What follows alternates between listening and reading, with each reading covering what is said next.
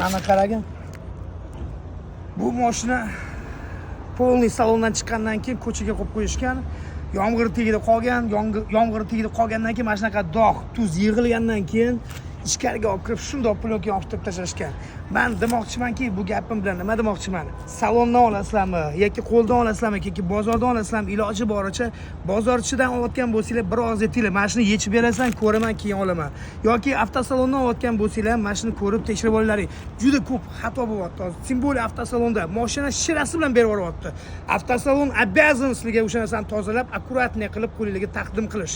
Iloji boricha bunaqa paytda avtosalondan olasizlarmi? Biroz menga telefon qilinglar. Men o'zim sizga yordamchi bo'lib boraman. Chunki mashinani avtosalon sizga ideal qilib berish kerak. Bunaqa holatda sizga chiqarib bermaslik kerak iloji boricha.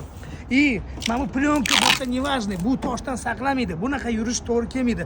Oldilaringmi, siz yechib tashlaring, olib tashlaring iloji boricha. Chunki bu quyoshda turib qolsa, qotib ketsa, lakakrashni paketiga ta'sir qiladi, zarar beradi. O'shaning uchun sizga zo'r maslahatim. Mashina olmoqchi bo'lsa, maslahat qilinglar. Kartalda etiling suyi sizga doimo yordamchi bo'ladi bolalar. Sizga zo'r maslahatni va zo'r tavsiyani beradi bolalar. Shu